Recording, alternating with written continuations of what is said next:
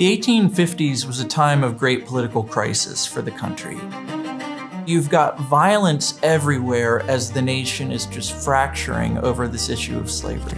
You have people shooting each other and chopping their heads open with broadswords. In the US Senate, you have Charles Sumner getting beaten to within an inch of his life. It's a period in which people are incredibly engaged with the political world. During the 1850s, there were clear warning signs, if you will, about political trouble brewing.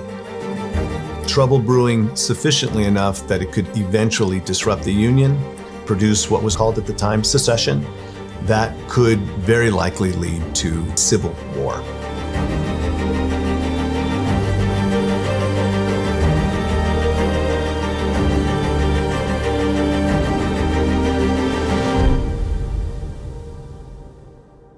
Lincoln was a lawyer. He was a very effective lawyer. He was a lawyer that did a lot of traveling in Illinois. He did what's called riding circuit, which meant he went from courtroom to courtroom throughout the state of Illinois. He is very well known in the state. He was known to be a conscientious, hardworking, deeply honest lawyer.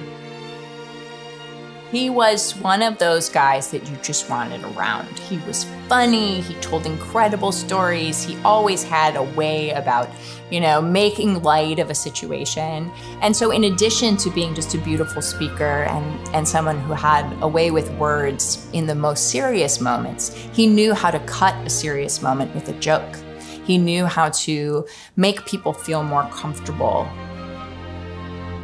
As a lawyer dealing with these personal conflicts between individuals, he tries to often be a peacemaker, to get people to resolve their differences outside of court if they can, to settle without having to go through the expense and the burden of a trial.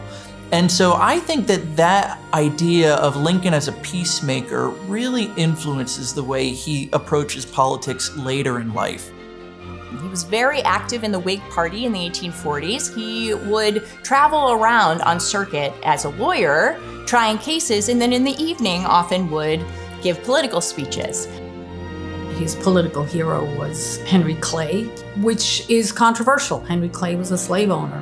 What Lincoln most admired about Henry Clay, of course, was his tendency toward compromise, his willingness to hear all sides of an argument.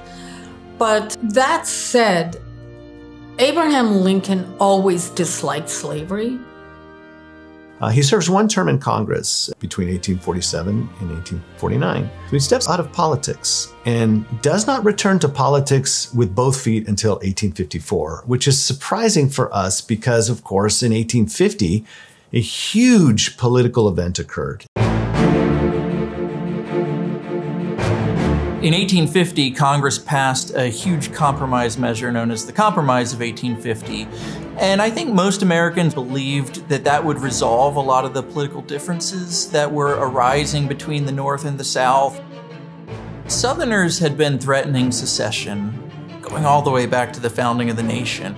But those calls for Southern secession really amplify beginning around 1849 and 1850 as the nation is coming out of the Mexican War and trying to figure out what are we going to do with all of this land we've just acquired from Mexico.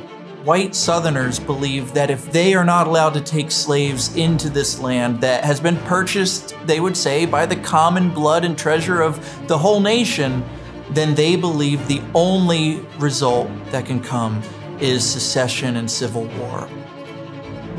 The Compromise of 1850 was the final settlement that came out of the US-Mexico War. It is a very complicated piece of legislation because it is actually several bills in one. There were 6 provisions in the ultimate compromise. 3 tended to favor southern states and 3 tended to favor northern states. The ones that are really important are that California came in as a free state to the Union. Northerners also were able to fit in the end of the slave trade in Washington, D.C. They were not able to get rid of slavery in DC proper, but they were able to eliminate the slave trade.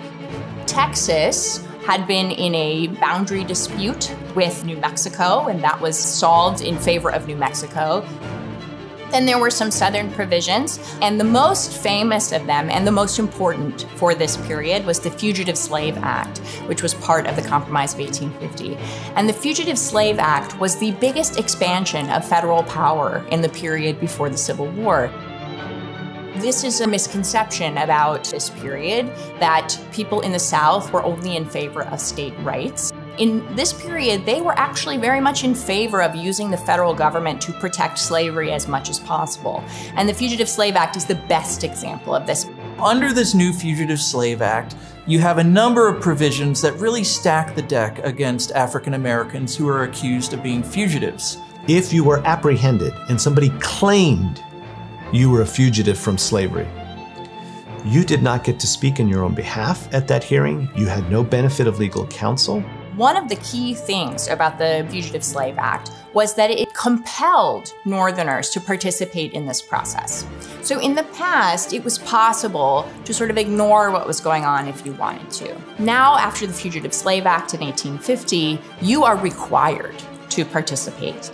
The judge got paid $5 if he said, that's not the guy, the evidence the slaveholder produced is ridiculous.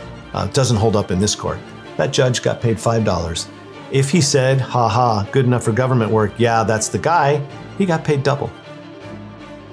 Following the passage of this law, 332 African Americans are sent into bondage, only 11 are set free. And it's estimated that upwards of 20,000 Black people flee the North and go to Canada rather than risk the chance of being arrested and sent into the South. This is the single most affecting law that comes out of this period. It's also the law that inspires Harriet Beecher Stowe to write Uncle Tom's Cabin, which probably is one of the 3 or 4 most important sparks for the Civil War. It really helps to get people in the North to see the plight of Black people in the South and to worry about it. And it became this sort of manifesto against slavery in the North. As a result, you end up with much more anger and concern about it, and Lincoln certainly is unhappy with what's going on there.